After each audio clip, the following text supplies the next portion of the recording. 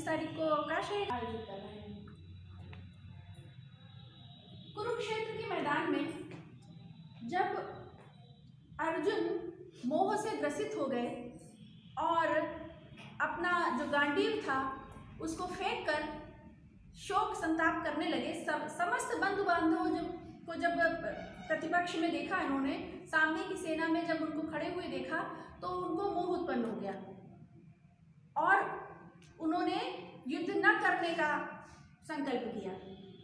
किंतु उस समय ऐसी स्थिति में जब दोनों तरफ की सेनाएं सजी हुई थी, ऐसी स्थिति में जब कर्तव्य से विमुख होते हुए देखा श्री कृष्ण भगवान ने, जो कि उनके सारथी थे, उस समय तो वो रथ के सारथी थे, लेकिन जीवन रथ के सारथी भी वही थे। और हम सभी लोग अगर उनको अपना सारथी मान लें, अपने अपने जीवन के रथ का सारथी मान लें, तो निश्चित रूप से जैसे महाभारत के युद्ध में उनकी सार्थक भूमिका सिद्ध हुई, उसी प्रकार से हमारे जीवन में भी एक सार्थक भूमिका उनकी सिद्ध हो सकती है।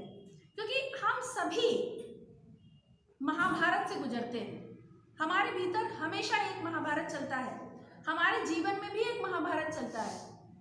हम सभी उसके सहभागी होते हैं, हम सभी उसके प्रत्यक्षदर्शी होते हैं, क्योंकि हमारे भीतर धर्म अधर्म का युद्ध चलता ही चलता है। कर्तव्य अकर्तव्य का भाव जो है हमारे भीतर भी चलता है। बहुत तरह की ऐसी भावनाएं हमारे भीतर आती हैं जिसको हम धर्म नहीं कह सकते किसी भी तरह से, क्योंकि अगर हम धर्म और अधर्म की परिभाषा ठीक प्रकार से समझ जाएं, सीख जाएं, तो निश्चित रूप से हम धर्म का मार्ग ही चुनेंगे। एक व्यक्ति होता है, अगर उसको देखिए, एक बहुत ही इसको हम कहना चाहेंगे विस्तृत तरीके से अगर सोचें, व्यक्ति सेंटर में खड़ा है, बीच में खड़ा हुआ है, एक तरफ धर्म है और एक तरफ अधर्म है। जिस प्रकार से अर्जुन की स्थिति थी, उस समय अर्जुन की स्थिति थी, एक तरफ कर्तव्य था, एक तरफ अकर्तव्य था, जहां पर कर्म की शिक्षा दी है भगवान श्री कृष्ण ने। गीता की शिक्षा जो है, गीता का उद्भव ऐसे स्थान पर हुआ जहां पर भीषण रण होने वाला था, कुछ ही पलों में भीषण रण होने वाला था। उसी तरीके का भीषण रण हमारे भीतर भी चलता रहता है, हर समय चलता है। हम इस संसार में हैं और बहुत सारे हमारे अंदर अच्छे विचार, बुरे विचार, हर प्रकार के विचार आते रहते हैं। हम बीच में होते हैं, हमारी अच्छाई इधर होती है और बुराई इधर होती है, और दोनों अपनी ओर हमको खींच रहे होते हैं, क्योंकि अकर्मण्यता का आकर्षण इतना बढ़िया होता है कि हम उधर ही जाना चाहते हैं।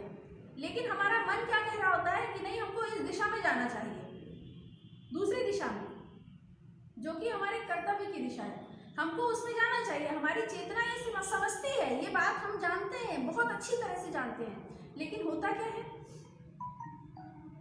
होता यही है कि जिधर ज्यादा लुभावना लगता है हम उधर खिंच जाते हैं।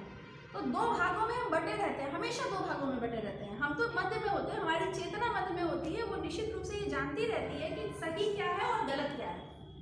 हमको जाना चेतना की तरफ चाहिए, जिधर वो हमको ले जाती है, धर्म की तरफ जाना चाहिए, लेकिन फिर भी हमें कर्तव्य की तरफ जाना चाहिए, लेकिन फिर भी हम अकर्तव्य की ओर, अकर्मण्यता की तरफ, क्योंकि उधर का आकर्षण हमें प्रबल लगता है, उधर का आकर्षण हमें मोहित करता है, उधर का आकर्षण हमें अच्छा लगता है। मन हमारा ये कहता है कि हम इधर जाएं, और आत्मा हमारी कहती है कि हम इधर जाएं, और हम मन और आत्मा के द्वंद्व में फंसे रहते हैं। लेकिन अगर हमको सुनना किसका चाहिए, मन का या अपनी चेतना का? चेतना का सुनना चाहिए, है ना, क्योंकि चेतना हमें कभी गलत राह नहीं दिखाती, चेतना हमें हमेशा सही राह दिखाती है। तो इसी प्रकार हमारे भीतर हमेशा सदैव एक महाभारत चलता है, और जैसे कि धर्म की जीत होती है, अधर्म को हराकर धर्म की जीत होती है, अकर्तव्य को हराकर कर्तव्य की जीत होती है, कर्मण्यता को हराकर कर्मण्यता की जीत होती है, और वही सच्ची राह है। तो इसी प्रकार से आज के दिन हम लोगों को ये शिक्षा लेनी चाहिए, गीता से ये शिक्षा लेनी चाहिए, उसको अपने जीवन में उतारने का प्रयास करना चाहिए। केवल पढ़ लेने मात्र से कुछ नहीं होता है, केवल पूजन कर लेने मात्र से कुछ नहीं होता है, जब तक हम उसको अपने जीवन में उतारते नहीं। एक सूत्र ले लें और उसको उतारने का प्रयास करें, क्योंकि अब इस समय वर्तमान में क्या है कि बड़े बड़े कारपोरेट सेक्टर में गीता पढ़ी और पढ़ाई जाती है।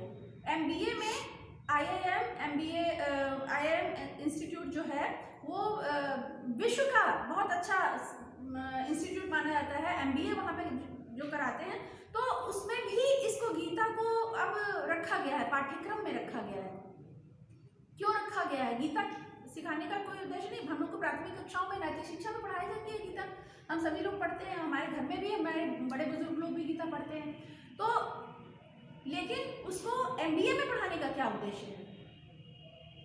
अभी तक हम लोग जो पढ़ते थे वाणिज्य में ये जानते हैं कि लाभ जो है वो व्यापार का जो प्रथम सिद्धांत होता है वो होता है लाभ कमाना। जितने भी उद्योग होते हैं वो जीत के गया खाली हाथी था। तो कहने का तात्पर्य ये है कि हमें अपनी चेतना की उन्नति पर ध्यान देना चाहिए, अपनी आत्मा की उन्नति पर ध्यान देना चाहिए, और वो होता है बहुत ही अभ्यास के द्वारा। तो ये सारी चीजें हमें ध्यान रखनी चाहिए। गीता को अपने जीवन में उतारने का प्रयास करना चाहिए, उसके सही मर्म को समझने का प्रयास करना चाहिए, तभी हमारा जीवन सार्थक होगा, जीवन सफल होगा। तो जीवन जीने के सूत्र देती है ये गीता। अब कुछ दोहे थोड़ा सा आप उनके सम्मुख प्रस्तुत कर दूं। याद नहीं है, रात नहीं लिखे थे। की भूमि पर बही ज्ञान की धार, क्षमा नहीं अन्याय को आवश्यक प्रतिकार, एको हम कह कृष्ण ने दिया तत्व का सार, उपनिषदों का ज्ञान यह कर्ता भव से पार। कर्तव्य सदा ही कीजिए धैर्य धर्म को धार, पुरुषार्थी जन को मिले स्वयं सभी अधिकार। निष्काम भाव से कर्म करें सदा उपकार, सबके हृदय प्रेम हो यही धर्म का सार। विस्मय इस संसार में भांति भांति के भोग, अमृतमय संस्कृति यही बतलाती है योग। लाभ मिले व्यापार में उत्तम वह उद्योग, जमा निकासी भी लखें। हमने कितना जमा किया और कितना निकाला, कर्मों का लेखा जोखा। जमा निकासी भी लखें, करते रहें प्रयोग, नित्य नूतन प्रयोग। ये संसार में हम लोग, ये पूरी कर्मशाला हमारी प्रयोगशाला है। जितनी भी इस संसार में है वो हमारी प्रयोगशाला है। हमको अवसर मिलते हैं लेकिन हम उन अवसरों को गंवाते चलते हैं अपनी अकर्मण्यता के सहारे। अपनी अकर्मण्यता हमारी हावी हो जाती है हम पे, और हम मिले हुए अवसरों को गंवा देते हैं। जमा निकासी भी रखें, करते रहें प्रयोग। कर्म कैपिटल प्लस करें, सेवा का हो भाव, निश्चल मन की प्रीति से जागेगा सद्भाव। तत्व ज्ञान को समझ लें, मिले जगत जागीर, कर्ता केवल एक है घट घट में तस्वीर। जीवन भी एक गणित है सीधी इसकी रेख, जोड़ घटाओ गुणा भाग कर्मों का अभिलेख।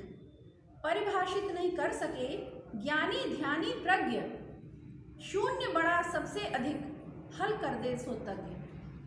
भ्रमित हुई जड़ चेतना तप्त कर रहा दाह, भगवत गीता ग्रंथ ही दिखलाएगी राह। बस इतना ही, और सभी को बहुत बहुत बधाई। आज 3 लोगों का जन्म दिवस है, 2 महान आत्माओं का जन्म दिवस है, श्रीमद् भगवद गीता का जन्म दिवस है, और हमारे विद्यालय की आचार्य श्रीमती भावनी शुक्ला जी का भी जन्म दिवस है। तो आप सभी को बहुत बहुत बधाई, बहुत बहुत शुभकामनाएं।